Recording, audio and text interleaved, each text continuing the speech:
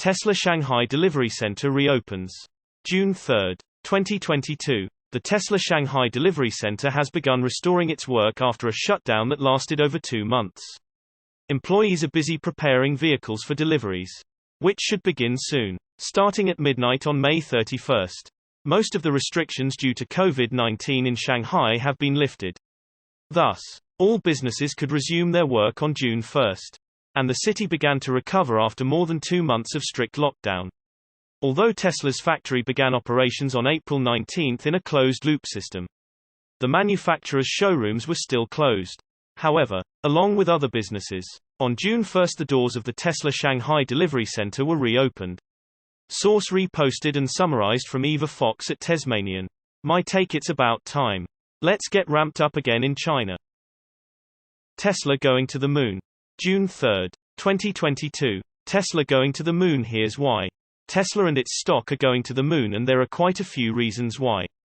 We'll go over what those are now, including Indonesia, robotaxis, infrastructure, costs, Tesla's mission, FSD, and all the numbers why. Reasons Tesla and its stock are going to the moon. Indonesia, as the country with the world's largest nickel ore production and reserves. Indonesia is a vital and strategic location for minerals. Indonesia has a vital role in the global nickel trade for any company interested in batteries, EVs, or energy storage. Indonesia produces 1 million metric tons each year, or 37% of the worldwide nickel production of about 2.7 million metric tons. Indonesia could supply Tesla with enough nickel for 20 million cars per year. Local. There are advantages for Tesla sourcing local ingredients. A factory on every continent. This cuts down on exports and tariffs. People in Indonesia may not be able to afford $60,000 Tesla vehicles. I think Tesla's solution to this is going to be very simple. Just run robotaxis in Indonesia for a very cheap cost. Indonesia is going to be a local market there. The dedicated robotaxi will most likely launch in Indonesia. Robotaxi. How is Tesla going to get to having driverless cars with all the rules and regulations? I think it will be the dedicated robotaxi running in Indonesia. It will have no pedals and steering wheel. I think Indonesia may have a dedicated robo-bus. There are less issues with personal space in other nations than the United States. Other cultures will accept it, especially if it's low cost and a better alternative than existing public transport. Rush hour. The buses may be able to handle 16 people at a time during rush hour, or have additional capacity for busy times. Infrastructure. Charging infrastructure will be difficult to set up in Indonesia. The cars will need to dock in a car park at night. Tesla may need a similar business model as Lime scooters. Tesla could hire this company to manage the vehicles. Other people could manage and clean the robotaxis for them and pay the local for their work. Indonesia will cost less to do this than the US. Source reposted and summarized from Jeremy Johnson at Talk News. My take: don't forget. Tesla energy and insurance. Could another Tesla stock split lead Wall Street's recovery? June 3, 2022. Despite the overall market being way down on the year so far, some think that the low points present an opportunity to buy shares of Tesla in preparation for when market conditions improve. Additionally, Tesla's recently announced plans for an upcoming stock split, which some think could lead the tech and auto sectors back to a bull market in time. According to the Motley Fool, at the time of this writing, the Nasdaq has dropped off by 26% this year, and the S&P 500 index has dipped by around 16.8% year to date.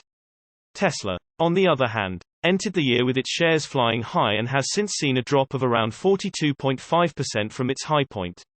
Still, the announcement of an upcoming stock split has garnered favor with many Tesla investors who are buying the dip in advance of the market turning around. The news also comes amidst the auto industry's most significant shift in several decades, with some forecasts predicting EVs will become the majority of auto sales by 2050. Elon Musk's car company led EV sales in the US in 2021, taking a whopping 70% of the market share. Ultimately, it's Tesla's EVs and autonomous driving leadership position combined that investors believe can create such a high degree of potential for future growth. EV demand could surpass $1 trillion by 2030 according to some analysts. Although the market for autonomous vehicles is expected to exceed $2.1 trillion by 2030 across EVs and gas cars. Interestingly, The growing mainstream acceptance for EVs is also expected to feed into Tesla's autonomous driving focus, which puts Tesla in an excellent position to capitalize on the two adjacent markets.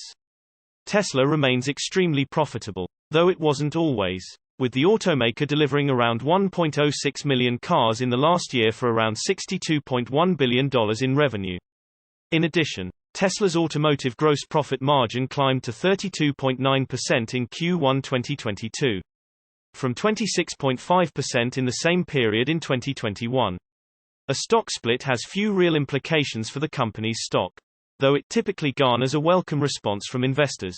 Tesla's diversifying of the business and its increasing revenue from scaling vehicle production, however, are likely to help the company survive a bear market, and an upcoming stock split could even encourage investors to buy the dip before the company's shares become much more expensive. Source reposted and summarized from Zachary Visconti at Ivanex. My take: I think it will depend on how the markets do between now and the stock split. Diess expects tight race with Tesla to EV dominance. June 3, 2022. Volkswagen's chief executive Herbert Diess is confident in his company's ability to challenge Tesla for the proverbial crown in the race to dominate the electric vehicle sector.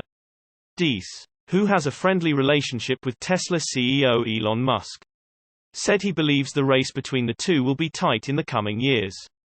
Diess is arguably the most supportive CEO in the automotive field that has tried to transition a combustion engine company into an EV powerhouse.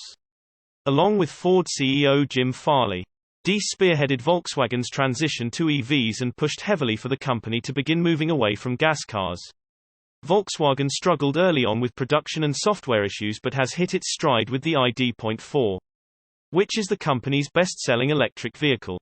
Tesla has undoubtedly established itself as the leader in EVs, while the automaker has committed to launching no new products in 2022. Tesla has a streak of 9 consecutive quarters of growth in terms of vehicle deliveries, an overwhelming lead in terms of EV tech, and one of the most advanced semi-autonomous driving systems in the sector. But Volkswagen is making its own strides as well. It is transitioning several of its production facilities into EV manufacturing plants. It has plans for new models in the coming years, and it is expanding into new markets. Diess believes the race between the two companies will heat up, and eventually Volkswagen will close the gap, making a tight race between the two. Source reposted and summarized from Joey Klender at Tesla RT. My take: Ford and Volkswagen have a shot of not going under. GM is in big trouble.